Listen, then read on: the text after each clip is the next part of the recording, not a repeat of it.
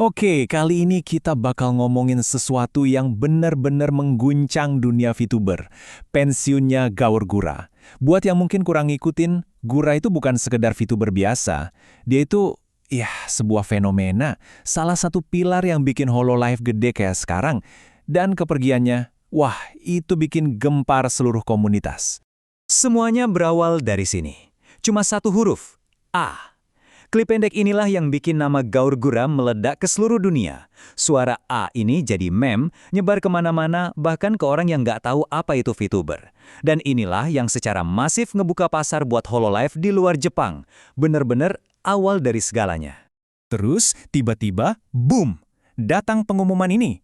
Gura, sang bintang dengan jutaan subscriber, ngumumin kelulusannya. Tentu aja, satu pertanyaan langsung muncul di kepala semua orang. Kenapa? Pengumuman ini bukan cuma berita biasa, tapi udah kayak gempa bumi di komunitasnya. Nah, buat ngerti segede apa dampaknya, kita harus lihat dulu seberapa besar sih Gura itu. Coba deh, lihat angka ini. Lebih dari 4,4 juta subscriber. Dia bukan cuma VTuber paling gede di Hololive, tapi di seluruh dunia. Angka ini bukan sekedar statistik loh, ini bukti dari pengaruh dan komunitas raksasa yang udah dia bangun. Jadi, ya jelas, kepergiannya itu kehilangan yang luar biasa besar. Dan, yang bikin momen ini kerasa emosional banget, pas dia ngumumin kelulusannya, dia juga memulainya dengan A. Persis kayak klip yang melambungkan namanya. Ini kayak sebuah penutup yang puitis, sebuah lingkaran sempurna yang nandain akhir dari sebuah era. Oke, sekarang ayo kita coba bedah alasannya. Gura dan manajemen sih ngasih penjelasan resmi. Tapi, jujur aja, penjelasan itu malah bikin kita makin banyak bertanya-tanya ya. Nah, ini dia kalimatnya. Ketidaksepakatan mengenai arah perusahaan di masa depan. Ini kalimat yang diplomatis banget, khas korporat, dan pastinya super ambigu. Ini ngasih kita petunjuk, tapi nggak ngasih gambaran yang jelas sama sekali. Jadi, ini dia pertanyaan utamanya. Sebenarnya, arah baru apa sih yang mau dituju Hololive? Visi kayak gimana yang bikin Gura ngerasa, oke, gue udah nggak bisa di sini lagi? Nah, disinilah investigasi kita dimulai. Banyak banget analisis yang mengerucut ke satu teori utama. Hololive itu lagi bertransformasi. Mereka kayaknya udah nggak mau sekedar jadi agensi streamer, tapi agensi idola yang sesungguhnya. Nah, yang menarik di sini adalah perbedaannya itu fundamental banget. Jadi, streamer itu intinya kan interaksi langsung, main game, ngobrol sama penonton, dan hiburan spontan. Duitnya dari super chat, dari membership, tapi jadi idola itu beda banget. Fokusnya geser ke produksi musik, konser, penjualan merchandise, yang butuh skill kayak nyanyi dan nari yang terlatih. Ini dua model bisnis yang benar-benar beda. Dan disinilah kita bisa lihat dampaknya langsung ke Gura. Dia sendiri ngaku kalau tekanan buat jadi idola, latihan vokal, latihan nari, itu berat banget buat dia. Ini bukan jalan karir yang dia bayangin waktu pertama kali masuk. Perubahan ke model idola ini bukan cuma soal visi, tapi juga ya ujung-ujungnya soal uang. Dan ternyata harga buat jadi idola di industri ini tuh bisa mahal banget, bahkan buat talentnya sendiri. Kutipan dari VTuber lain, Airi Cordelia. Ini ngebuka fakta yang mungkin bikin banyak dari kalian kaget.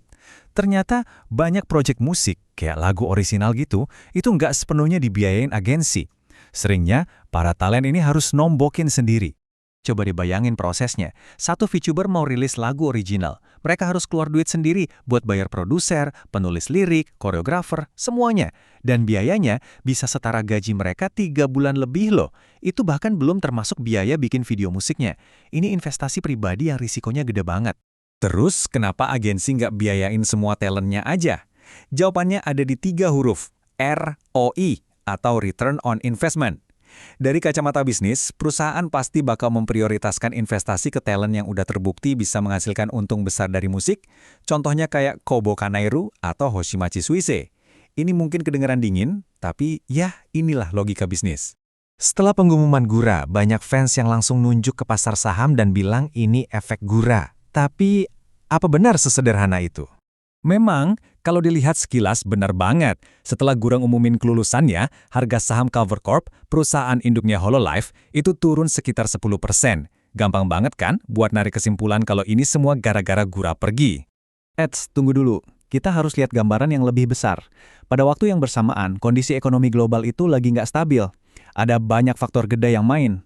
Mulai dari perang dagang, ketidakpastian ekonomi di mana-mana, sampai nilai yen yang makin lemah. Di situasi kayak gini, investor jadi lebih hati-hati.